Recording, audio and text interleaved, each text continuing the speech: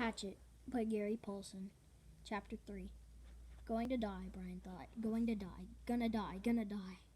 His whole brain screamed it in the sudden silence. Gonna die. He wiped his mouth with the back of his arm and held the nose down. The plane went into a glide, a very fast glide that ate altitude, and suddenly there weren't any lakes. All he'd seen since they started flying over the forest was lakes, and now they were gone. Gone. Out in front, far away at the horizon, he could see lots of them, glittering blue in the late afternoon sun.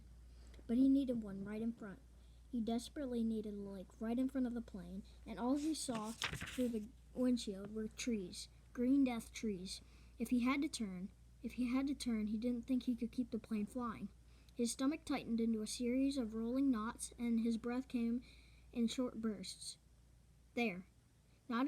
Not quite in front, but slightly to the right, he saw a lake, L-shaped, with rounded corners, and the plane was nearly aimed at the long part of the L. Coming from the bottom and heading to the top, just a tiny bit to the right, he pushed the right rudder pedal gently, and the nose moved over. But the turn cost him speed, and now the lake was above the nose. He pulled back on the wheel slightly, and the nose came up. This caused the plane to slow dramatically, and almost seemed to stop and wallow in the air. The controls became very loose-feeling and frightened Brian, making him push the wheel back in. This increased the speed a bit, but filled the windshield once more with nothing but trees, and put the lake well above the nose and out of reach. For a space of 3 or 4 seconds, things seemed to hang, almost to stop. The plane was flying, but so slowly, it would never reach the lake. Brian looked out to the side and saw a small pond at the edge of the lake.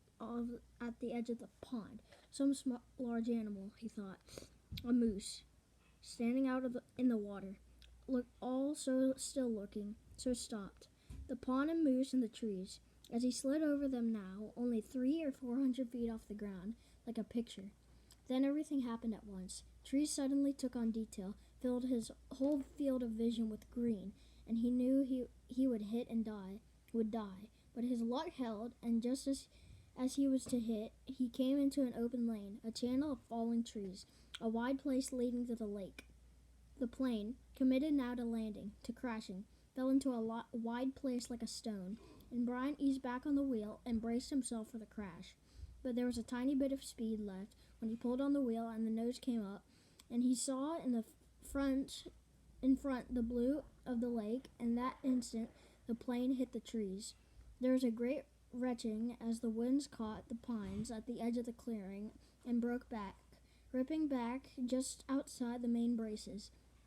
Dust and dirt flew off the floor into his face so hard they thought there might have been some kind of explosion. He was momentarily blinded and slammed forward in his seat, smashing his head on the wheel. Then a wild crashing sound, ripping of metal. The plane rolled to the right and blew through the trees, out over the water, down to slam into the lake. Skipped once on water as hard as concrete, water that tore the windshield out and shattered the side windows, water that drove him back into the seat. Somebody was screaming as the plane drove down into the water. Someone screamed tight, animal screams of fear and pain, and he did not know that it was his sound, that he roared against the water that took him, and the plane still deeper down in the water. He saw nothing but since cold blue-green, and he raked at the seatbelt catch, tore his nails loose on one hand. He ripped until it released, and somehow, the water trying to kill him, to end him, somehow he pulled himself out of the shattered front window and clawed up into the blue, felt something hold him back, felt his windbreaker tear, and he was free, tearing free, ripping free.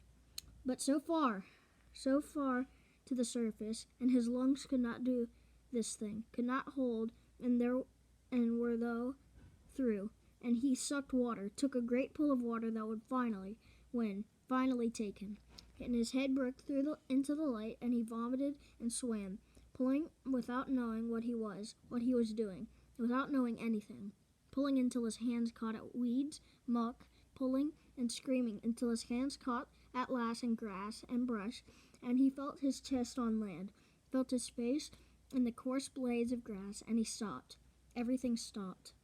A color came that he had never seen before, a color that exploded in his mind with the pain, and he was gone, gone from it all, spiraling out of the world, spiraling out into nothing. Nothing.